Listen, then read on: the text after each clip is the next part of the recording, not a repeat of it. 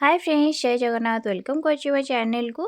तो आज संक्रांति थिला तो से मंदिर आसी जाइलु सकाल सकाळु गाधे पाधे रेडी होकि मंदिर आसी जाइलु। मंदिर रे पूजा करके आसला पर एठी जणे आस्थिले तांको किछि जिंस किनि नेइथिली फेरीवाला आस्थिले। ता सहित एठी हस्बैंड का पई बनै नेइथिली बनाना मिल्क शेक। तो सेति पई म एठी बनै नउची। देखंतु प्रथमे म ग्राइंडिंग जार रे दे दोची क्षीर को ऐड कर नउची। से कदली को काटिकी रखी ताकू एबे ऐड कर नउची। एथिरे म गोटे चम्मच अमूल ऐड कर नउची, भल लागिबा टेस्ट भल आसियो बोली। ता सहित एठी गोटे चम्मच चीनी, अधिका चीनी ऐड करिवेनी नाल बहुत मीठा हो जो जमा खाइबा को भल लागिबनी।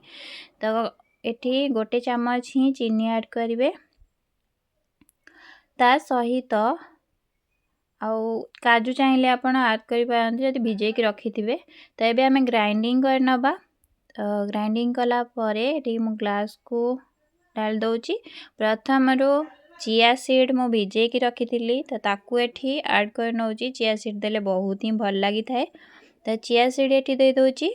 ता ऊपर गार्निश करिया पई काजूर गुंड को एठी मु दे दउची। देखंतु आ हमरा बनी की रेडी हे गला बनाना मिल्क शेक।